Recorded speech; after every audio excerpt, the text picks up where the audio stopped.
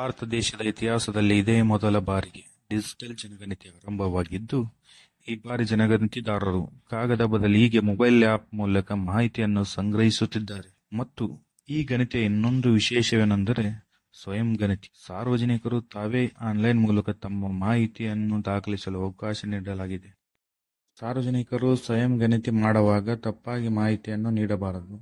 ಸ್ವಯಂ ಗಣತಿಯಲ್ಲಿ reference number ಅನ್ನು ಗಣತಿದಾರರಿಗೆ ಕೊಡಬೇಕು.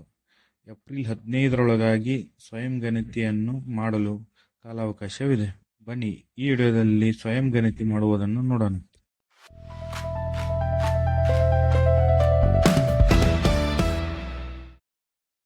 ಗಣತಿ ವೇಳೆ ನಮ್ಮ ಸ್ಕ್ರೀನ್ ಮೇಲೆ ಕಾಣುತ್ತಿರುವ ಅಧಿಕೃತ ವೆಬ್ಸೈಟ್ ಲಿಂಕ್ ಅನ್ನು ಮಾತ್ರ ಬಳಸಿ.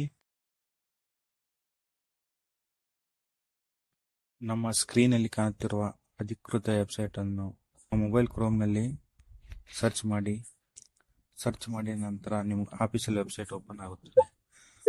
ಅದರಲ್ಲಿ ನಿಮ್ಮ ಸ್ಟೇಟ್ ಮತ್ತು ಕೆಳಗೆ ಕೊಟ್ಟಿರುವ ಕ್ಯಾಪ್ಚಾ ಕೋಡನ್ನು ಎಂಟ್ರಿ ಮಾಡಿ ವೆರಿಫೈ ಆ್ಯಂಡ್ ಪ್ರೊಸೆಸ್ ಮೇಲೆ ಕ್ಲಿಕ್ ಮಾಡಿ.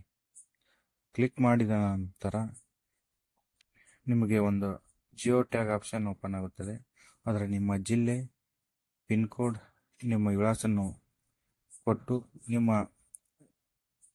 ಜಿಯೋ ಲೊಕೇಶನನ್ನು ಸೆಲೆಕ್ಟ್ ಮಾಡಿ ಅಲ್ಲಿ ಕನ್ಫರ್ಮೇಷನ್ ಅಂತೇಳಿ ಹೌದು ಮೇಲೆ ಕ್ಲಿಕ್ ಮಾಡಿ.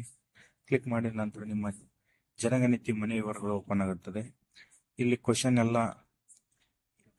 ಫಿಲಪ್ ಮಾಡಿದ ನಂತರ ಇವಾಗ ನಿಮಗೆ ಜನಗಣತಿ ಸ್ಟಾರ್ಟ್ ಆಗುತ್ತೆ. ಇದರಲ್ಲಿ ಸಿಂಪಲ್ ಕ್ವಶನ್ ಕೇಳಲಾಗುತ್ತೆ. ನಿಮ್ಮ ಮನೆ ಯಾವ್ದಲಿಂತ ಕಟ್ಟಲಾಗಿದೆ, ನಿಮ್ಮ ಮನೆಯಲ್ಲಿ ಎಷ್ಟು ಜನ ಇರುತ್ತಾರೆ, ನಿಮ್ಮದು ಯಾವ ಕಾಸ್ಟ್, ಈ ಥರ ಎಲ್ಲ ಕ್ವಶನ್ಗಳನ್ನು ಕೇಳುತ್ತಾರೆ. ಅವಕ್ಕೆಲ್ಲ ಆನ್ಸರ್ ಮಾಡಿ ಎಲ್ಲ ಸಬ್ಮಿಟ್ ಮಾಡಿ. ಇಷ್ಟು ಸ್ಟೆಪ್ ನೀವು ಕಂಪ್ಲೀಟ್ ಮಾಡಿದರೆ ನಿಮ್ಮ ಜನಗಣತಿ ಕಂಪ್ಲೀಟ್ ಆಗುತ್ತದೆ. ಲಾಸ್ಟಲ್ಲಿ ಬಂದಂಥ ರೆಫರೆನ್ಸ್ ಸಂಖ್ಯೆಯನ್ನು ಜನಗಣತಿದಾರರು ನಿಮ್ಮ ಮನೆಗೆ ಬಂದಾಗ ಅವ್ರಿಗೆ ಕೊಟ್ಟು ಒಂದು ಸಾರಿ ಕರೆಕ್ಟ್ ಇದೆಯೋ ಇಲ್ವೋ ಅಂತ ಚೆಕ್ ಮಾಡಿ ಕನ್ಫರ್ಮೇಷನ್ ಮಾಡಿಕೊಳ್ಳಿ. ವಿಡಿಯೋ ನೋಡೋದಕ್ಕೆ ಧನ್ಯವಾದಗಳು. ಇದೇ ಥರ ಮಾಹಿತಿಗಾಗಿ ನಮ್ಮ ಯೂಟ್ಯೂಬ್ ಚಾನಲ್ನ ಸಬ್ಸ್ಕ್ರೈಬ್ ಮಾಡಿ.